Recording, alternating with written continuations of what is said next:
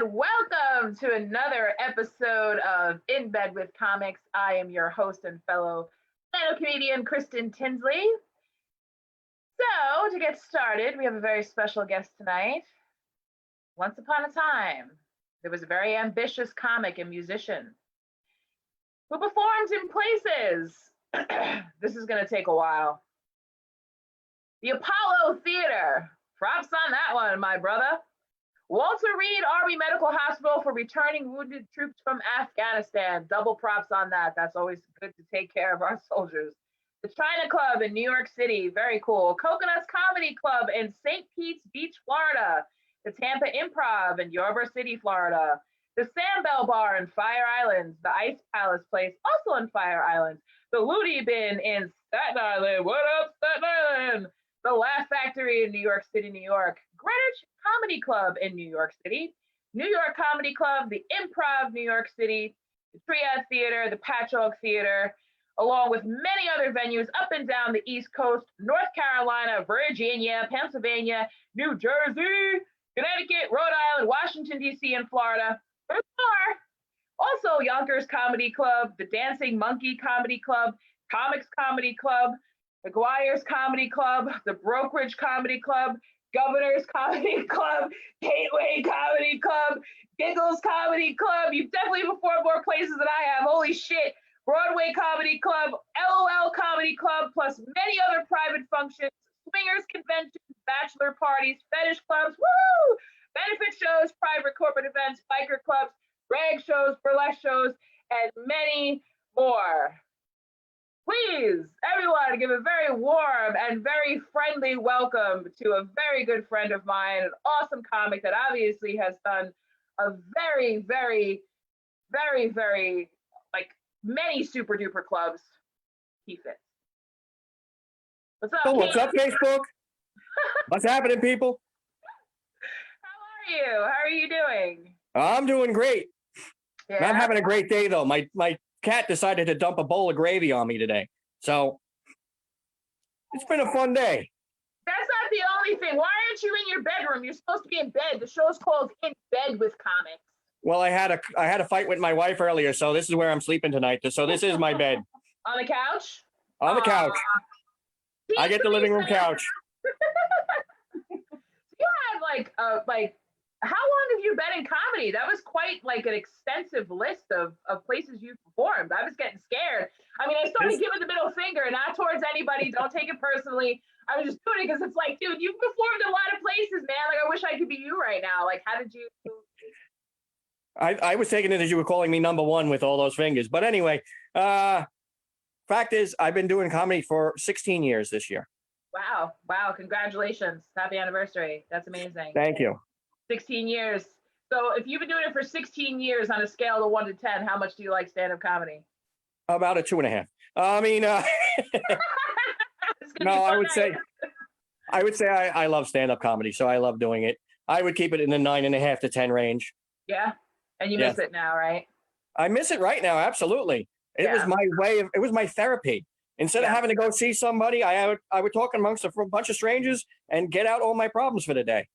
The first time I met you, and I'm being so honest because I'm in therapy right now. I mean, of course, it's just a book I bought from the 99-cent store, but I'm in therapy right now, so I'm being honest. Was I clothed? Yes, you were. Okay, good. You and Teresa were sitting in the bar, and I turned around and I looked and I said, oh shit, the Klan is here. Well, I was wearing my Wu-Tang shirt. Yeah, I was like, oh my God, because like you were like literally like deadpan, like resting bitch face. And I was like, holy shit, I'm like, Klan is here. But I mean, and then when you got up to do comedy, I was like, wow, but where are you from? You're obviously not from Alabama. Oh no, I'm definitely a Long Island based comic. I've been on Long Island all my life. I do perform, like I said, up and down the East Coast, but I'm based on Long Island. So. Yeah. And you grew up where? I grew up in Brentwood, Long Island. Brentwood, Long Island? Yeah. Inglewood, you mean? Yeah, well, are you familiar with the meth lab?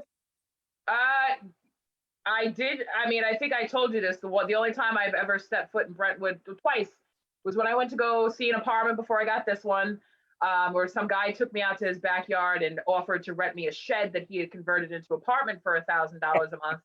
And the second time was when I was working as a bus driver. We were shuttling people back and forth from Brentwood train station to other train stations.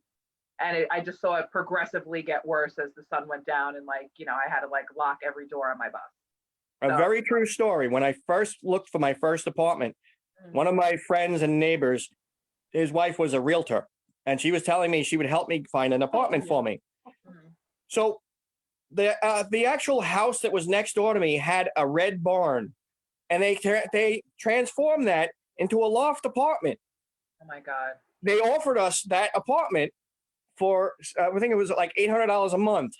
Yeah. And I'm like, where the hell is the toilet? In the pool next door? I just want to say a quick hello to everybody that's watching. Thank you so much for tuning in. Hi, everybody. Thank you, Eric. Antonio Clark, you better hit me up if you're going to come on Thursday. You better private message me and let me know if you're going to do this.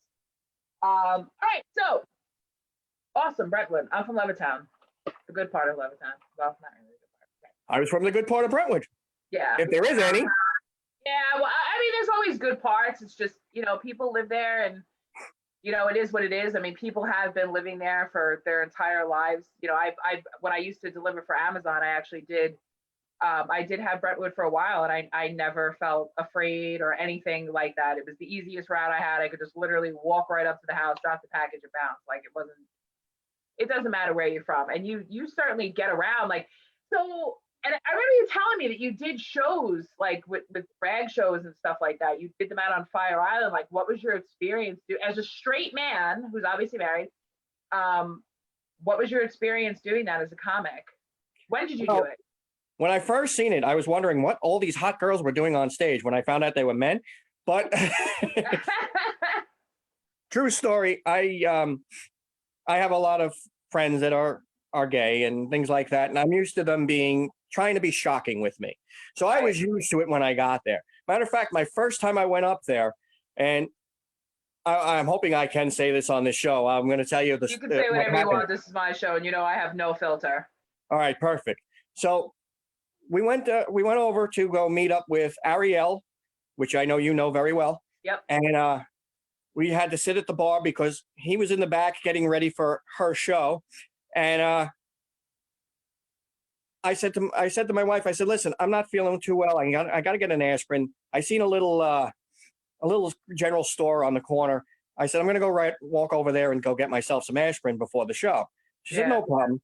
I get up, I walk around the bar, and I get stopped by one particular gentleman, and he says, you're straight, right?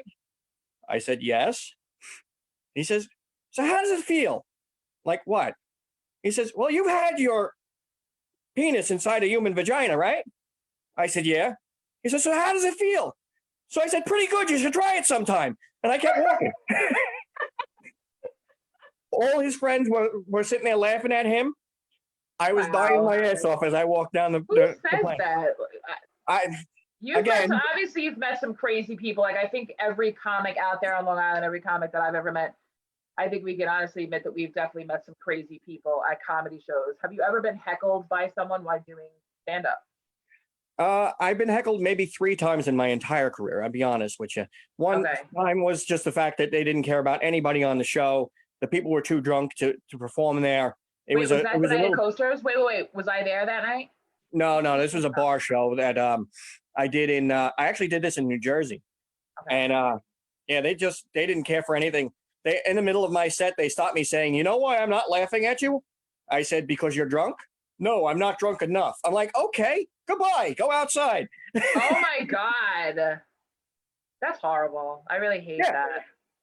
So you in the 16 years, hi Bonnie. In the 16 years that you have been doing comedy, have you ever seen somebody like bomb on stage? Oh yeah, I've seen people bomb horribly on stage. It goes with the business, unfortunately, because sometimes they just don't get you. Yeah, I think that's one of the, and you had answered this question yesterday when somebody had posted on my group Creative Connections. People, have posted that, but a lot of like newer comics that are coming out there actually fear bombing and that's why they don't do it. I mean, I think you could kind of attest to that. It happens to everybody. I Oh, it don't happens. think it happens to everyone because you just don't know what type of audience you're going to be sitting in front of, you know? Correct. Correct. Yeah. So, I've been in front of audiences. I've been in front of both sides. I've seen areas where I bombed completely, and I've seen areas where I killed, and everything in between. yeah. Uh, the worst thing that they can do to you is give you silence, because silence is even more than even getting booed off stage. But like I said, I've seen it I'd all, rather and get booed. true. Well, what happened when the person what happened when the person bombs? Pick somebody that we don't know. All right. I'll say it was another show I did in Jersey, and the guy was on stage and he was bombing horribly, and he was like, you could see him sweating, and he was trying to keep to his set, but he was trying to pick different bits from his set, because he's like, okay, I'm not going to go on with this one. Let me talk about that. I'm like, no, stick to the set that you planned for the night, or you are going to sit there and you're going to look like you're struggling. And he did. Right. And because of that, the whole crowd turned against him. It was a struggle to get the crowd back that night. And I was on 2 comics after him. Oh boy. Have you ever had to hold in a bodily function before going on stage? Yeah. A lot of times I have to hold in bodily functions before going on stage. A lot of times I feel like I'm going to shit myself before I get up there. But Oh my. I remember one time, this is so gross. I remember one time I had a fart really bad, but like I couldn't like get outside. Like I couldn't go into like the bathroom to fart because everybody was like right there. And I couldn't go outside because people were smoking cigarettes. And I was just like, what am I going to do? So I got up on stage and I was like, please, God, don't fart right now. Because, of course, that was one of the moments where everybody was quiet. And it was just like, holy shit. Like, I was really hoping that, like, that's the one thing that people like. I mean, how many singers have gotten up on stage and farted? Like, I mean, sometimes you just exert such energy. It's like a horse, like, that's running around. It's just like, well, could you imagine farting on stage in front of people at the Apollo Theater? Could you imagine farting on stage? yes, I could. It probably would have went over a little bit better than my set that night, but I mean. No, listen. I don't care how bad you were, and I've said this on the show on this show before. I have said it. It is one of my personal dreams to get on the stage of the Apollo Theater. I don't care if I'm being dragged off the stage. I will get up on that stage one day. It has always been a dream of mine. It's just such an amazing place. So many people have so many greats have. I mean, just to even stand there. You know, Agreed. must have Absolutely. been amazing. How did you get up there? How did that happen? Like, what did you do? Tell me the whole story. Okay, the whole story starts at they were opening they were holding open auditions for it, and a friend of mine was online, and they said it starts at like 10 in the morning. So we got there 7 in the morning, and the line was already around the block. Hell yeah. A friend of mine looked at me. She says, "Get over here!" Grabs me, pulls me in line. I was number 151 in line. Just to give you an idea. Wow. Excuse me. Well, long story short, when I finally got in front of the judges, Right. they were all ordering lunch. Oh, I was performing my set. I had 90 seconds to perform to a camera. And I'm listening to them. I'll have a pastrami and Swiss. I'm like, really? That's so I thought rude and disrespectful. I thought for a fact that I don't have this gig. I don't have it at all. Right. A month later, I get a letter in the mail. You're to perform on November 10th of that particular year. I was like, really? I got the gig? Really? Holy crap. Do you remember the set that you said? Yes, I do. 90 seconds. I don't know. Tell it to me because that's like genius. It was one of my older sets that I had done. And the funny part about it was start off with the fact I was the only comic on the whole show. It was all musicians and singers and songwriters and rap artists. And there was only 2 white people on the show, me and the girl. And the girl went out right before the intermission, and they almost booed her off stage. But she did a Whitney Houston song. And once she got about 3 or 4 measures in, they were like, wait, what? Oh, this is cool. Yeah. To quote Gina Gershon from Showgirls, when you're the last one standing there, the only one standing there, they hire you. So if you're the only comic in the room, they will go for you. Yep. Exactly. And then once they said, once you're a part of it, you're always welcome back. Right. so because I passed the audition, I was welcome back at any time, and I've performed there since. But the the idea was I was the third person on after the intermission. Right. I'm not even on stage yet. And now for some comedy. Boo! I'm like, holy crap, I'm going Oh out to an God. audience already. They don't want me already. Then I walk on stage. A white person walking on stage going to do comedy that they're already booing. I My was in- first line, my first line is I said, I see I'm the only comedian on stage. That makes me 2 tokens on this show. They died laughing. Then I Now, started going into my set. Did you always incorporate, because you play the guitar very well. Yes. Did you always incorporate your guitar in your act, or you didn't? When I first started, I didn't incorporate the guitar specifically. I would bring a radio with me and I would play like almost a karaoke song behind me. So I always Okay. did music in my set, but I never did the guitar and singing together. Right. That's something that evolved about 2 or 3 years into my set.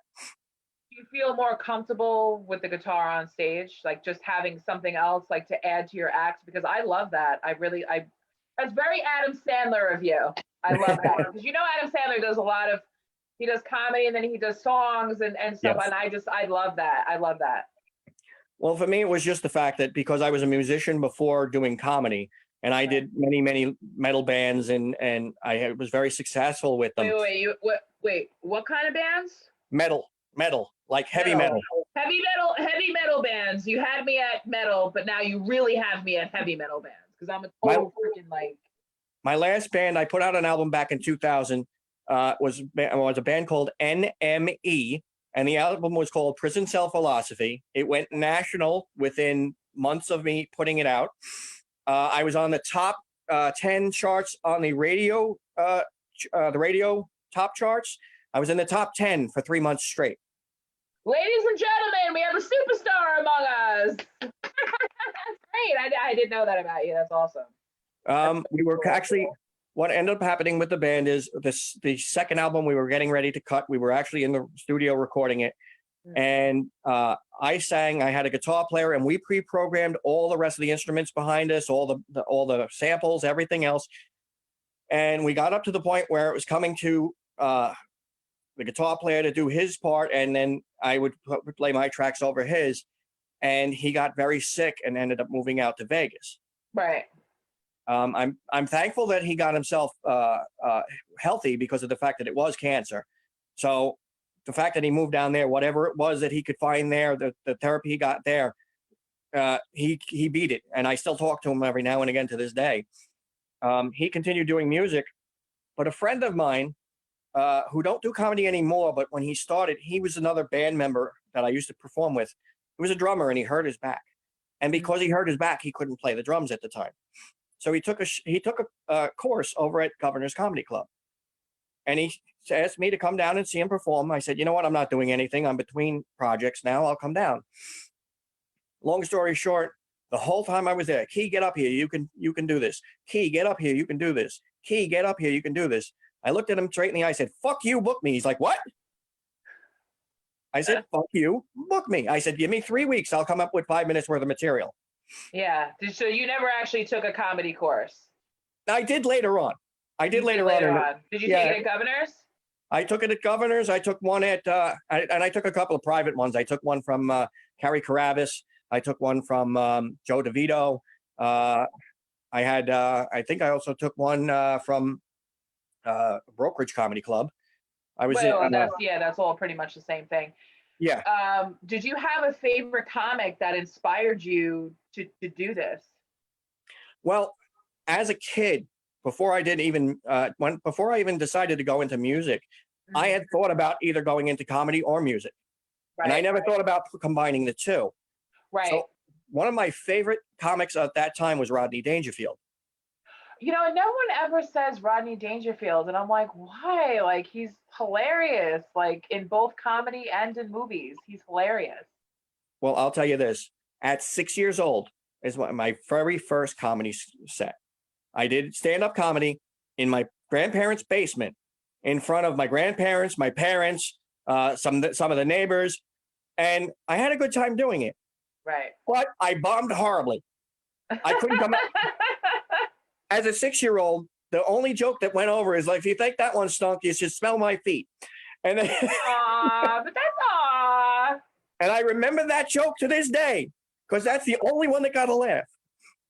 Yeah, but I mean, so Rodney Dangerfield was definitely like, all right, so if there was a comedy made about your life, who would play you? Oh, let's see, who would play with me? Not play with me, play me. Teresa, you know what you're doing tonight. I hear you laughing over there. I'm here. I'm always laughing, always cheering. She's always by my side. She is. She's very supportive. If She's we gonna could stick all her- have come on, spouses like stick Teresa, your I face love in her. here. Hi, Teresa. Let's see, who would play me? I guess Kevin James, I guess. I could see that. Yes. I mean, I we're can about the same size. That's about the only thing I can say. I can see that. I can see that. Do you have a set that everybody loves that you do that just absolutely kills it? Yes. Where people are like, yeah. "Oh, do this joke." Yeah, a lot of them are my remember whens, and when I do some of my some stuff about my background, about when I grew up, being an only child, stuff about my wife. I have Yeah. certain bits there that a lot of people love. You've done, I can honestly say that, and I just want to thank you for all the support that you've given me. Because I know that, like, I definitely have not sunk my heels into comedy long enough to be producing shows. But to me, life is too short to not do things. And, I'm like a take charge type of person. So I thank you for always, kind of like helping me with anything. Like, yeah, I'm down, I'll be there. I think you've done 2 of my shows. Yes. Yeah, I think you've done 2 of them. And the last one was pretty fucking funny with the pie eating contest. You were like, I'm not eating it. Like, it's not happening. And I'm like, get out there and eat it. That was a really good time. A lot of people really enjoyed your set that night. A lot of people came up to me afterwards and they said, we really, they loved all the comics that were on that show.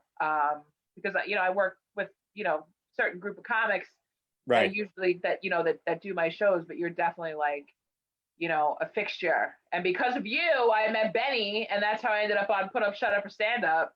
Nice. That was like, did you ever do that show? You did it, didn't you? I was on their second show. I was actually one of the judges. You were a judge. Oh, so you didn't have to go through the hell of being a contestant. I understand. Well, I had to actually take Benny's place because he couldn't make it that particular night. So I ended up taking Benny's place, and I ended up being the Yo Mama champion. So I had to go up with people and start doing Yo Mama jokes. What was remember your Yo Mama joke? I have good ones. One of my Yo Mama jokes. Yeah. Oh, which one did I do that landed pretty well over there? Oh my God. Oh crap! I can't even think of it right now. All right, so I'll start. Your mama is so fat. When she tried to upload a picture to her dating profile on the internet, she broke the internet. That's hysterical. That was funny. Yeah, the one I remember saying was your mama was told that there was chilly outside. She went back in the house to get a bowl.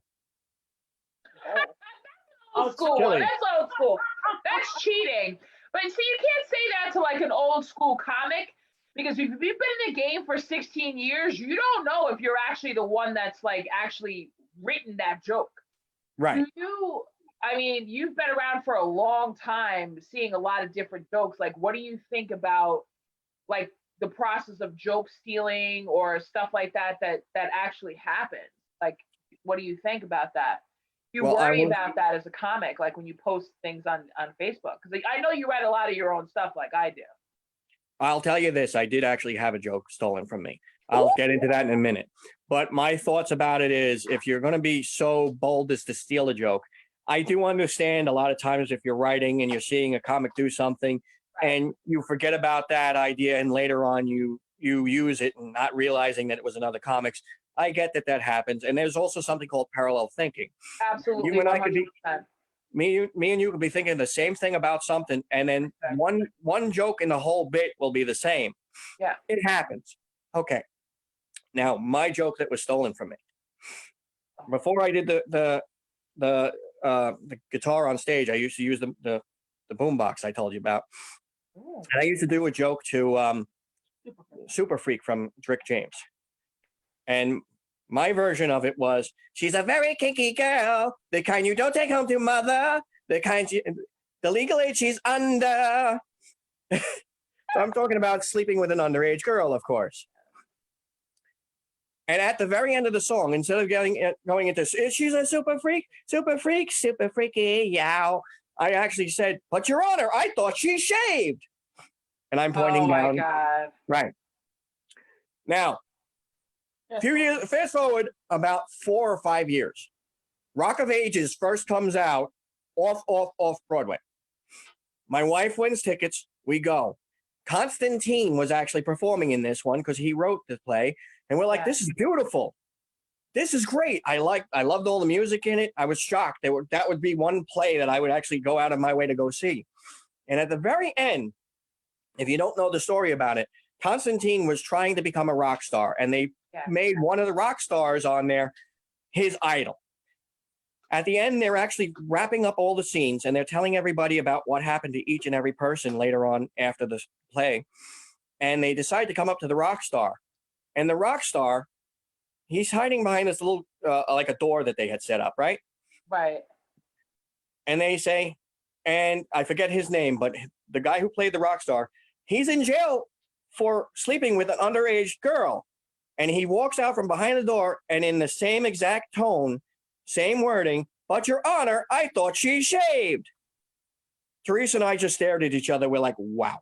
Oh my God. I mean, And I think that would definitely be an example of parallel thinking, because I've seen it happen. Like, I just took like an online comedy writing course, and as I'm thinking something, someone else is saying it. So I know that can happen, because that would be a very logical thing. But I do also believe that there, like, I put stuff out on Facebook all the time. That's my own original shit. Like, I'll look at, like, somebody else will post something, and I'll be like, I'll spin it or think of something and just put it out there. Like, I don't care. Like, I have plenty of things to put out there.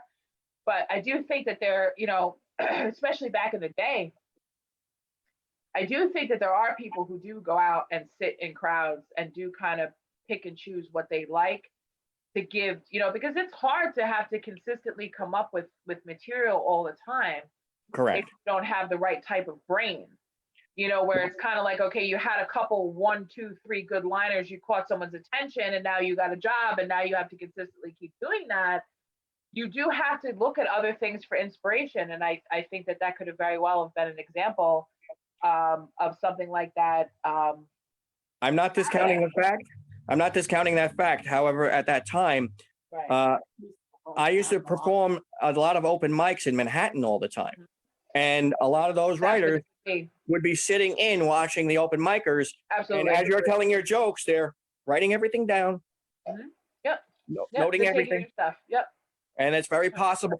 I'm not saying that they did it purposely, because that could have happened. They could have heard me say it. And then they could have, a year or two later, when they were actually doing the writing, they could have said, oh, you know what I think would be funny in there? And just remember what I'm saying, but didn't remember that I said it. I get that can happen. Yeah, they don't care. I mean, the whole idea and what I feel like the future of things with intellectual properties, I mean, just because, like, I've sat in on, like, writers groups, I've taken part of, like, doing, like, different writing things. People throw things out there all the time. People, look through books and, for inspiration, they take little bits and pieces.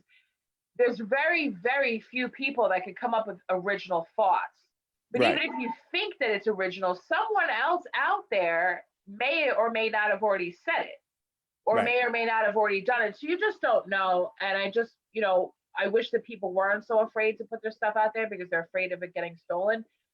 Just know that when you post it on your timeline, whether it be Facebook or Instagram, whatever it is, that's your timestamp. And that, if it ever were to come up that, oh, you stole my thing or whatever like that, which it never would come to that, because it's very expensive to have to go to court to argue over intellectual property, and good luck doing that because it's not cheap.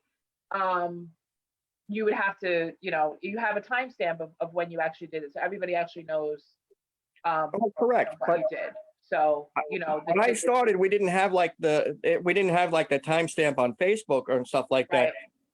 but we would record our own stuff. And the way you could actually prove it is by showing like either a videotape or an audio tape Right. that you put it out before someone else, because you'd just have it, you know, a date stamped on it or whatever, Well, I think saying, that works if somebody steals your set verbatim. Like I've sat in on like, you know, where people, you know, or like I think it's called arbitrator, I'm not sure. With like the Writers Guild.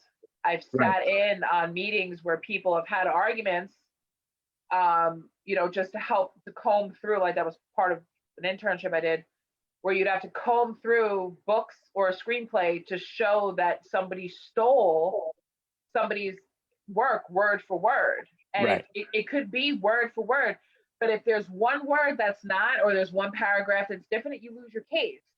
It's right, like that very famous case with Jessica Seinfeld where she had, you know, this cookbook and this right, other right, girl said, well, this was, you know, this is my work.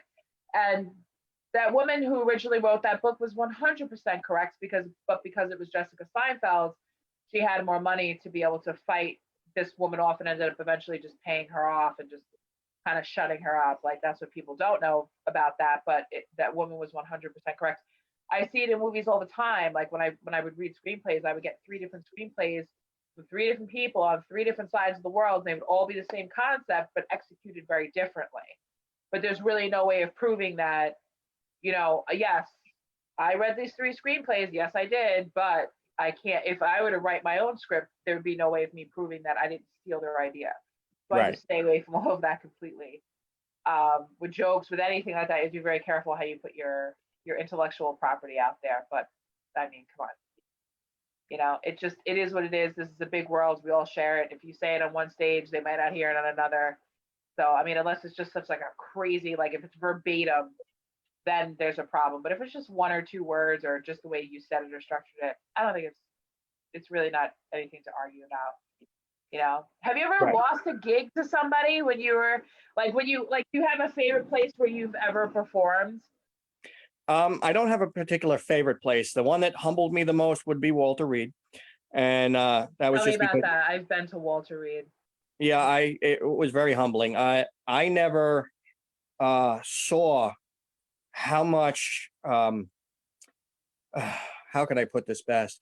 The most humbling thing was the first people in line at the show were 3 different soldiers, all with the same parts of their legs cut off, all sitting in wheelchairs Yeah. with that metal leg, not even like a real prosthetic, but like the metal leg. And all 3 of them, I spoke to all 3 of them before the show and found out that all 3 of them had different stories about what happened to them. One stepped on a mine, one got his leg shot and they had to amputate it. Uh, and it was just amazing just seeing what these people do, what they do for our freedoms. Uh, and I saw, like I said, I saw the prosthetic legs, I saw prosthetic arms, I saw people with chest wounds. It was amazing. I used to volunteer at the Walter Reed in Brooklyn, Okay. and I met I used to teach like sort of like just like in my free time because like I really and I'm crying because I'm just remembering like a lot of the guys that I met.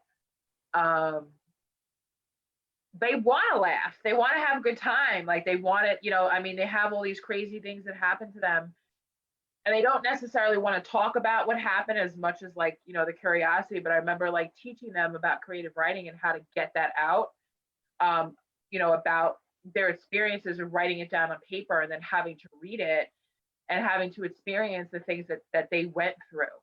Right. So it taught me to not look at them as just being a soldier who fought for the country and is now a wounded person. This is a human being Right. that's, you know, that's sitting there. And I remember meeting like all kinds, like I mean, I remember this guy, and this is so crazy, and please don't anyone take offense to this, but I met this guy and he had a fiance, and unfortunately he lost both of his legs and he also lost his penis.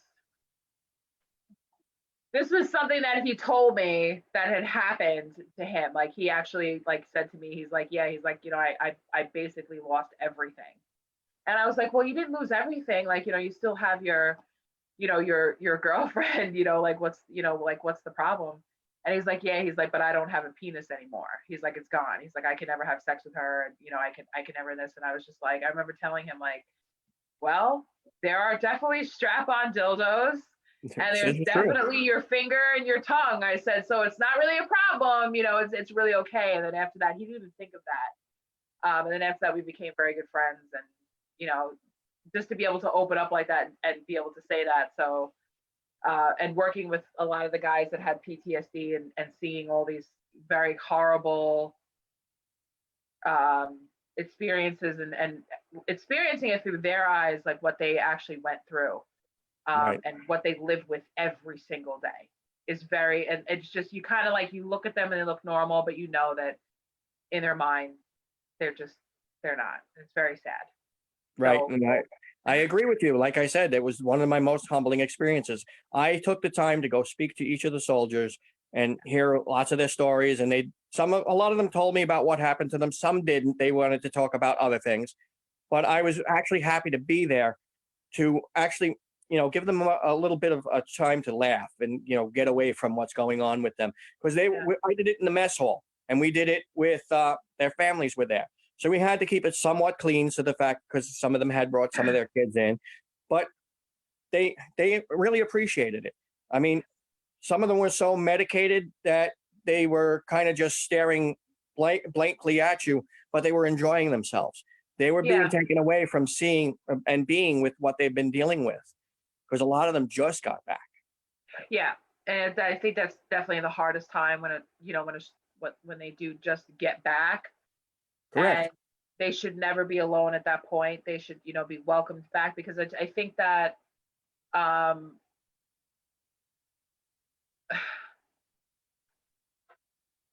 really just think that you could get lost in because you can't just, it's not like coming back from vacation. Like you can't just step off the plane and everything just goes back to normal because it doesn't.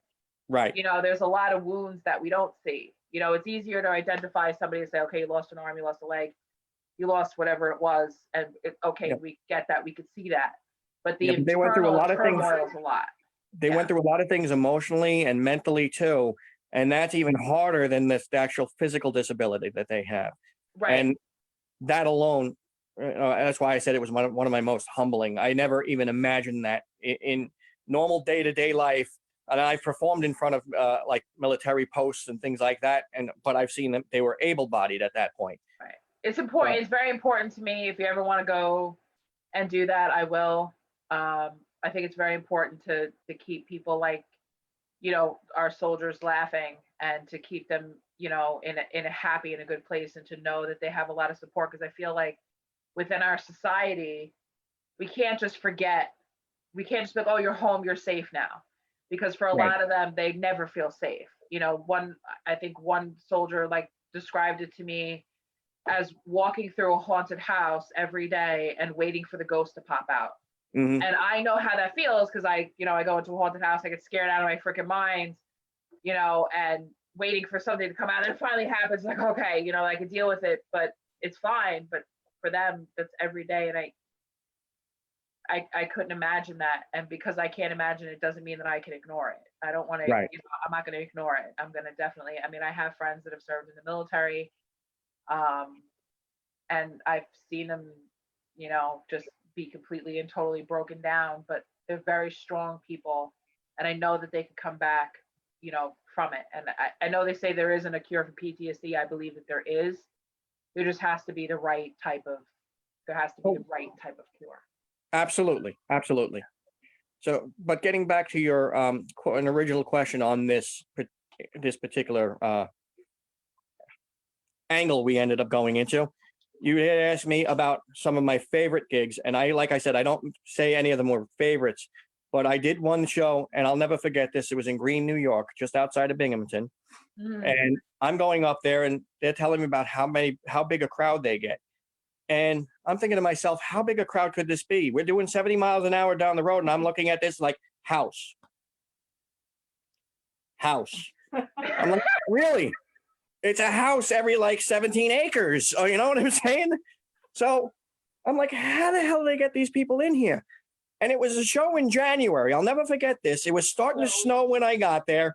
The plows were already on the road, and the roads were as dry as they are out right now. Yeah. The snow was just starting to come down, and I get there, and the guy's like, "Okay, I'm glad you made it." And I performed. It was me and Joseph Anthony. I'll never forget. It was just the two of us.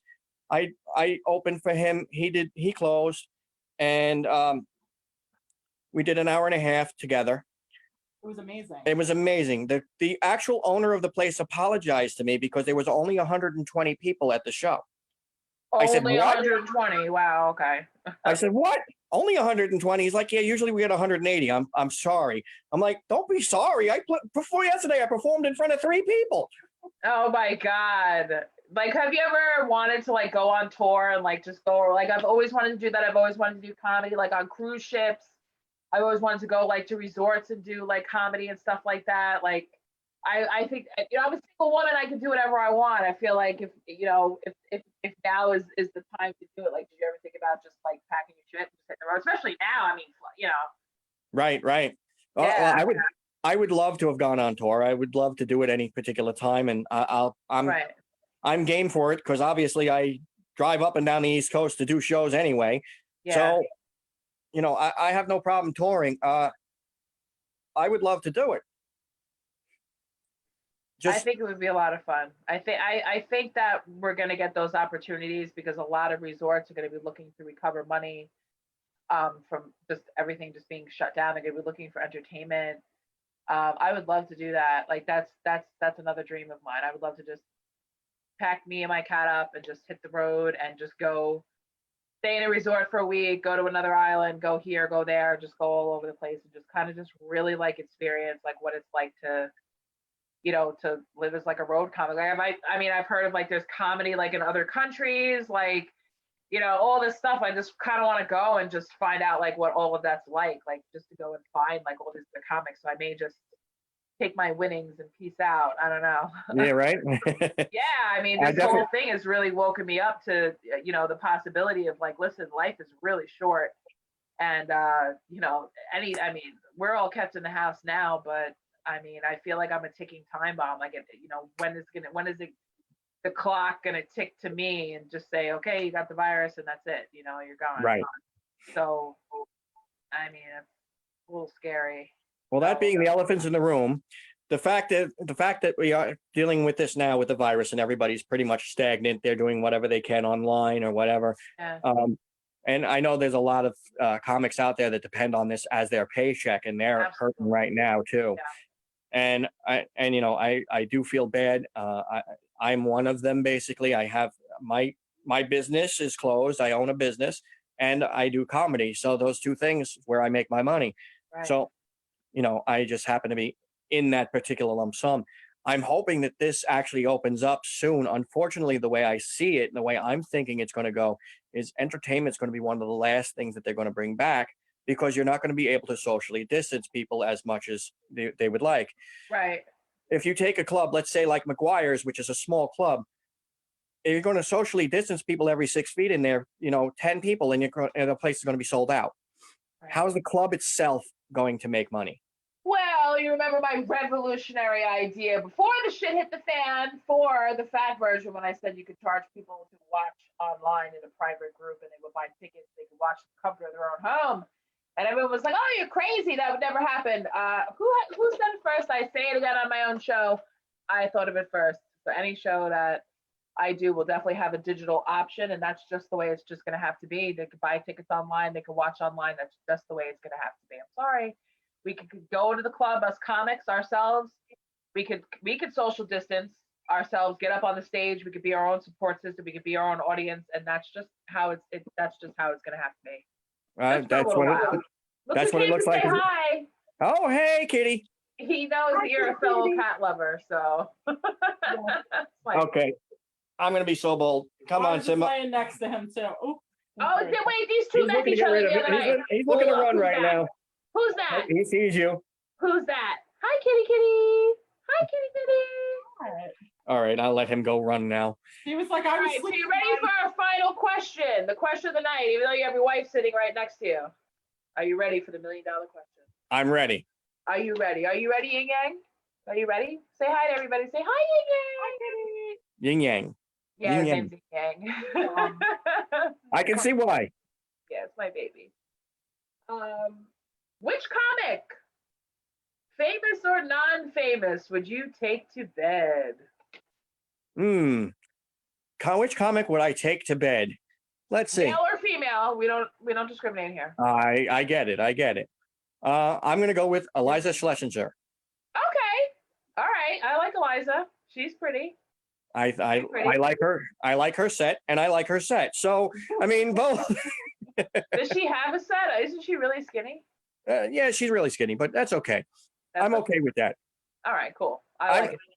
When I I'm see not if too I ever particular. meet her, I'm gonna be like, by the way, I know That's right. Tony likes you. The hell with it. I'll tell her. Why not? Yeah, She'll why probably not? just laugh at me anyway. Be bold. Well, it's been really great talking to you. I had a good time tonight. I learned a lot. I hope everybody else that's been watching has learned a lot about what it's like to be a comic for 16 years. I can imagine it's been a wild ride, but it's basically the same thing with every show. You get up there, you do your time, and you go home. That's And you exactly hope it. for the best. Yeah, you definitely hope for the best. I hope you work on new stuff because you know I'm going to put together a show soon. You know I'm doing that. I have new stuff already in the works. Obviously, I'm not sitting around doing nothing, but I am.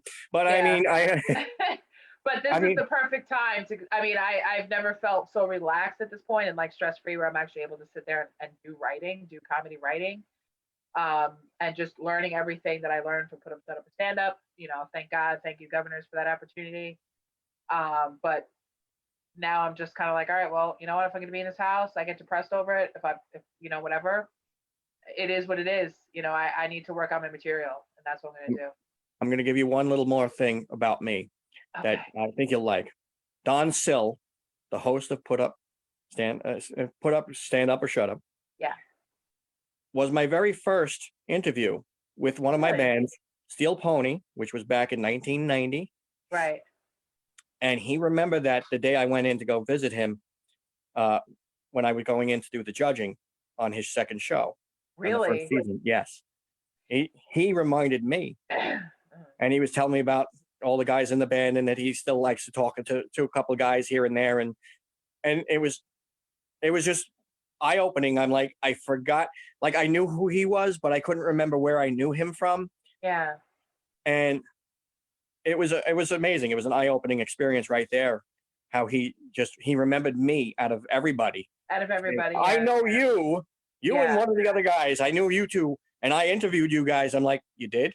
I like that. I'll never, you know, as much as like, there hasn't really been any like distance. I mean, there has been some things that have happened like in the comedy world, but these are things that you'll never forget. It could be like 50 years from now, and I'm still gonna remember who certain people are. Like I'm gonna remember every moment that we ever had together as comics on stage, as doing open mics, as doing shows, as doing whatever. You can't forget it. You really can't because it's such an adrenaline rush to even get up there on the stage and perform as it is. Excellent. And you cannot forget the people that are around you that are doing it with you. And comedy is a wild ride, and I love it. I don't care how bad it gets. I don't care if it doesn't take off right away. Comedy is life, and life is comedy. And if you can't get up there and do your thing without a stage and a microphone, then you ain't doing your thing. Absolutely. And I will tell you this. This is also a moment I will never forget. The day that I went in bed with you. Yes. Ed just ran away. He's like, oh my God. Yeah, who would ever thought that this would happen? You know, I mean, we're in bed together. Oh my God. And your wife's right next to you. Yes, exactly. Actually, she's supporting me. She's supporting you. Of She's course. supporting me. Of course she is. She said, get in bed with Kristen. That's right. Go for it. do it. Well, I appreciate that very much. And thank you so much for being a part of the show. I really appreciate it. Thank you for all your support and everything you've ever done for me. I will thank never you. forget that. I will never Thank forget you it. for having me. I appreciate it. All right. Thank you so much. Good night. Bye, Teresa. Good night. Good night. Bye. All right. Peace.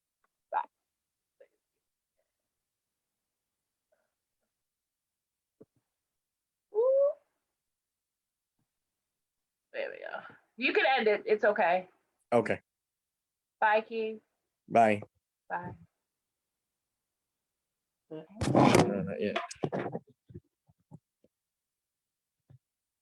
Why doesn't it? You have to hit end. I think you just click end. I think. I'm looking for the end on it. I don't see it. Yeah, they change things Oh, around. there it is. So weird. Leave. Okay. Bye. Thank you so much, everybody, for watching my show, In Bed with Comics. I will have another episode this Thursday, I believe, with comedian, somebody you probably haven't met, Antonio Clark. If you would like a spot on this show, I do have some future dates coming up. In May, if you would like, I do this show every Tuesday and Thursday live on Facebook. Once again, thank you so much, everybody, for watching In Bed with Comics. I am your host and fellow comedian, Kristen Tinsley, and I will see you on Thursday. Thanks for tuning in, y'all. Have a good night. Let's see if I can shut this thing down. There we go. Bye-bye.